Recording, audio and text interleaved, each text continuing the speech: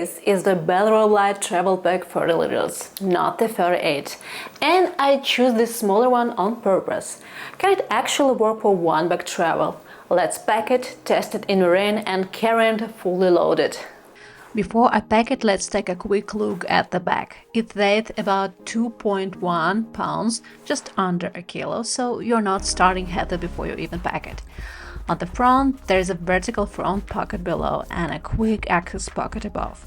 The bag opens fully in a clamshell, which makes packing much easier. Inside, the organization is well thought out, with pockets and compression. And there is also a separate laptop compartment at the back. There are sturdy grab handles on the top and the side, which is very convenient. Now let's take a closer look and do a packing demo. And I'm starting with the laptop compartment. Inside the back panel there is a thin plastic insert that adds some structure. I'm using my 16-inch laptop and it fits easily. Protection here is fairly minimal since the bag is designed to stay lightweight, so you just want to be a little careful.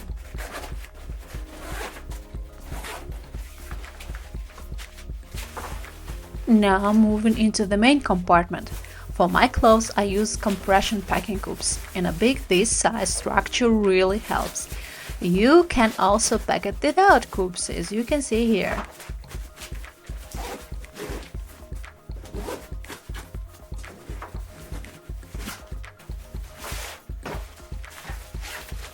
I try to keep everything in separate pouches or packing cubes. That way nothing gets lost, nothing gets mixed up, everything stays in its place. Once everything is in, I'm not forcing the bag. The zippers close smoothly, the shape still looks controlled.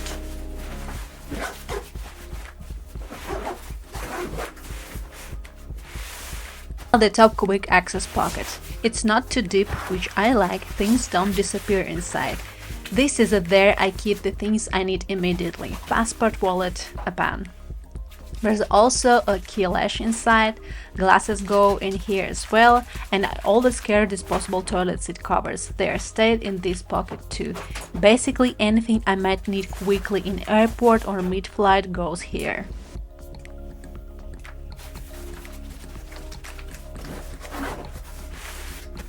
Now this front vertical pocket. Once the main compartment is fully packed, there isn't much extra space here. I was still able to fit my flat 36.5-ounce bottle, thought it's a bit tight. A classic 21's round bottle also fits. Does it look as clean as before? Not really, the shape changed a little, but in terms of practicality it's actually a decent compromise. If quick access to water matters to you, this works. I can grab the bottle without opening the main compartment, which is a really big plus. There are also small attachment loops on the back. A carabiner or other gear can be clipped onto them if needed. And on the back, the shoulder straps attach with small hooks. They unclip easily and tuck away neatly when you are not in use. And that's the bag fully packed. This is how it looks. Now let's move on to the water resistance test. I'm using a spray bottle to simulate steady rain included directly over the zippers. The zippers are designed to be water resistant, so that's an important part of this test.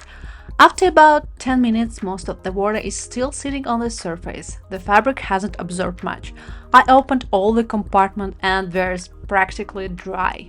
Considering how lightweight and thin this material is, that's a solid result. I'd rate the water resistant around 7 out of 10.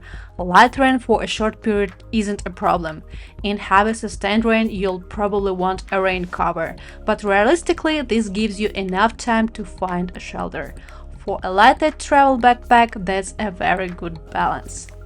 Alright, let's see how it feels fully loaded. Once it's on, it actually feels pretty balanced.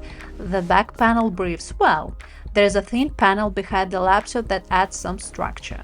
But if the bag is heavily packed, you may still feel the load against your back. The shoulder straps are comfortable for travel. There is a very thin sternum strap. It helps a little with stability, but it's pretty minimal. It's not really taking much weight off your shoulders. When I move around, it stays stable. It doesn't shift all over the place. There's no waist belt, so the weight sits on your shoulders, but for airport and city travel, it's actually quite comfortable. For long walks, you'd want more support, but for typical travel, it works. I really like the luggage Passthrough here. It sits nice and stable on the carry-on handle, and the shoulder strap tuck away so nothing hangs loose. Why did I choose 30 instead of 38? Because this bag is lightweight, so if I go bigger, I'm just carrying more weight on my shoulders.